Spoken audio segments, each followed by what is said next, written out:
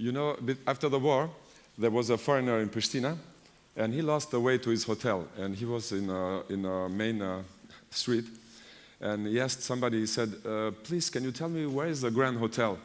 And the boy said, do you see at the end of the street a building there? And he said, yeah, I see it. He said, that's not a Grand Hotel. It's the one on the right. So my way on becoming an architect was also really very irregular and around. I studied architecture in 2 universities for almost 10 years, and when I finished, I was really not so sure about what to do and where to begin. So I thought I will take more time and started to travel. And I said, if I didn't understand architecture in schools, maybe I should go myself and see. And actually what I discovered is that when you are in the buildings, when you are visiting the buildings, you spend time. You know, you go there, sometimes in some places it takes a week or 2-3 days, and you arrive there, you want to spend some more time. So what do? You look. You look, you look, you look, and after a while you try to see, because you don't see in the very beginning. And actually it's very important to see. You know, if you draw, I used to draw a lot, it takes your time. And the people would say, oh, you have very good hand. Actually, it's not the hand who is drawing, it's the head, it's the eyes, it's the look. You cannot draw if you don't look. So you have to learn to look. If you see, then you can draw. It's very easy. You don't have to think. It just comes.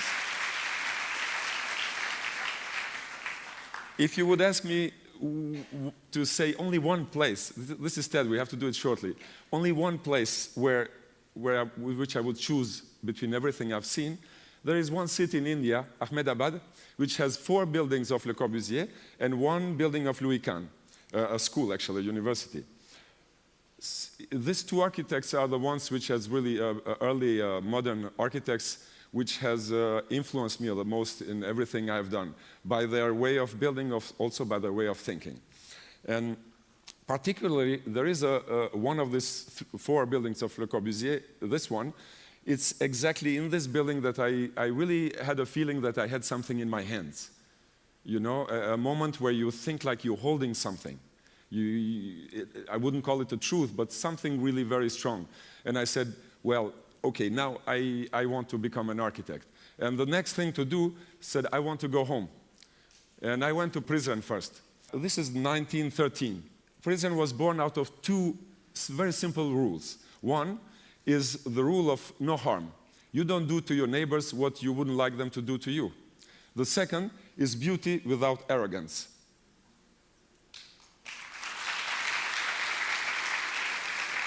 These two principles could make a city like this. It's very simple. So what I found was this.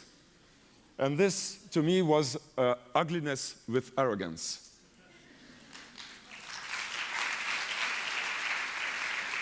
I have something worse than this.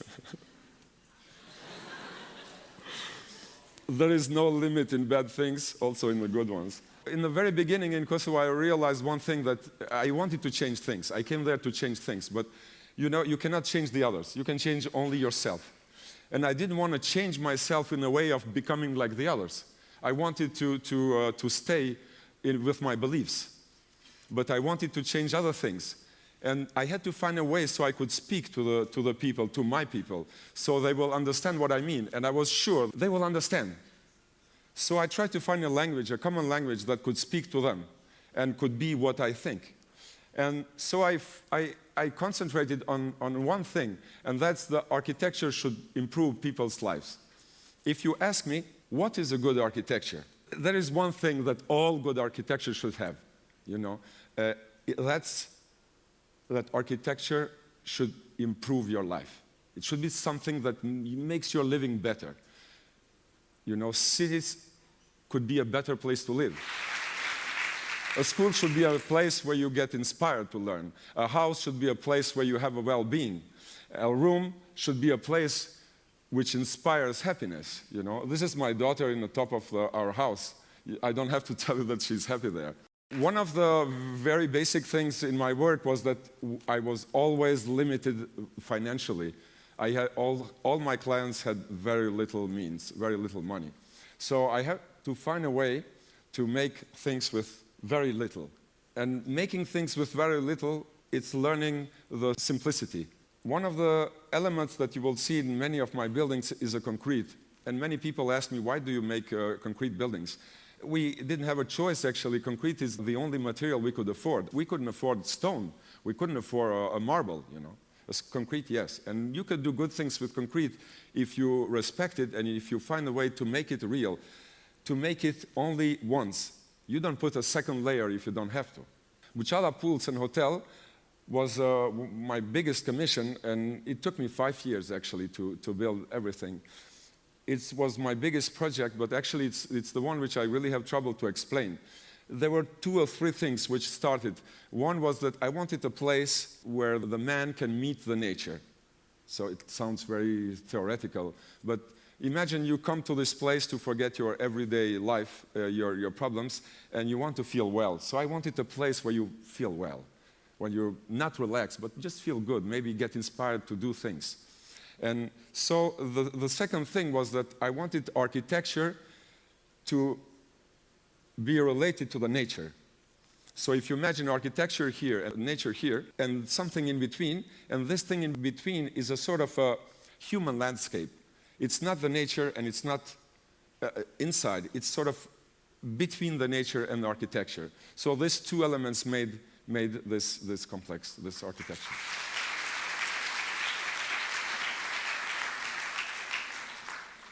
I realized during these 5 years that it was really difficult to practice architecture in Kosovo the way I was used to do it in Switzerland. I had to adapt. One of the really basic things which happened was that the architecture, I think in Albania and Kosovo, is still the same. We are in a process of changes. The building is really still like in maybe 200 years ago, where the owners hire the builders to build their houses. And they don't need architects. Sometimes now they buy paper from architects, and then they give it to the builders, but they cannot replace us. So I had only one choice to do something well, and that was to become a master builder myself.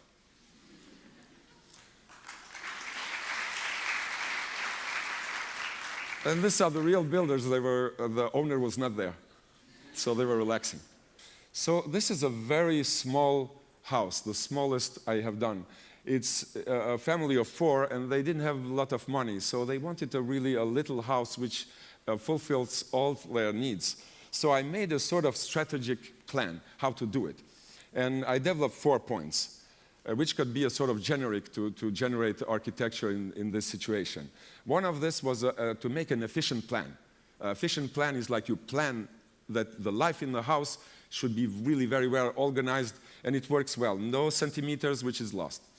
The second thing was we wanted to use a local labor and materials. The people who built it, they lived in the same place, and the materials were coming really from the near, so they were cheaper. We used the passive solar energy. It cost nothing. If you have a lot of windows in the south, you have a sun in the winter and you have a shade in the summer because the sun is high. And then the 4th element was to design and build everything. We realized that we design lights, we design furniture, we design many things. It was cheaper to design and build things than to buy ready-made, which were ugly anyway. Dida House was much bigger, maybe 2-3 times bigger, but it didn't cost 2-3 times more. And in Dida House, it's a holiday house. Huh? They don't live there all the time. You know, in Kosovo, we have a very extreme climate. In the winter, it's very cold. In summer, it's very hot. So traditionally, we have 2 houses, those who can afford, like a winter house and a summer house. So I thought maybe I should do a house which have these 2, inside and outside. And then I related the inside and outside with a continuous space. So you have a space actually which doesn't stop inside. It goes outside and comes inside and goes up and goes down. So it's the whole space related, everything is related to each other. And when you relate everything to each other, you gain a sort of harmony, you know, where the things are at their place. And if some magic happens, then there is a poetry as well. Mother Teresa Museum is in prison, You know, the parents of Mother Teresa got married in Catholic church in prison. And they had a little plot in front and they wanted to build a museum. So I imagined an old prison house, which looks like it has 3 floors from the street. And actually, when you go inside, it's one space. I had this idea on making really one space. It's like a child dream that you can walk around up and down. Inside of the house, it's like you've taken over all the floors and everything which is inside, like empty it and making an empty space. Because, you know, architecture, it's not the material. It's the emptiness. It's what's not there, actually. It's the nothing. It's like... I was doing a theater competition once, and I had a counselor, a guy who was producing theater pieces to help me, you know, to help me make a better competition. We lost it. But I understood one thing, because he told me, you know, I don't need my theater to be beautiful. I need it to generate beauty. I want a theater which can help me make beautiful pieces. I don't care if the theater itself is beautiful. So I was thinking, and I realized that architecture, it's not the beauty. It's its capacity to generate beauty. Let me finish with a little story from Venice Biennale, where I was represented Kosovo. I did a tower with shkomi, a stool, old Albanian furniture, which in the word shkomi in Albanian has a double meaning. It means a stool and a rock at the same time. So it shows that it's a very old thing. Probably the people who used to sit on the rock before making the stool, a chair. So it shows this very relation to our tradition, but not to one tradition, to thousands of years. So I chosen this very old traditional element to make a modern installation, because I wanted to show this relation between tradition and modernity. But there was something which happened which I didn't expect. I realized that if you would stand in the middle of the tower, and if you would speak, you would hear yourself coming from an echo coming from all sides. And I watched the visitors who did it. To some, I told them to do it, and that when they would stand in the middle, and they would speak, and then suddenly they would start to laugh. It was so beautiful to hear your voice. You know, you don't listen to yourself very often. And they were tired of seeing Biennale 30 or 66 exhibitions, and they would come back from the tower like with a smile. Suddenly the tower was losing all its weight of the significance and symbolic, and became something which could transmit an instant happiness. Thank you. Thank you.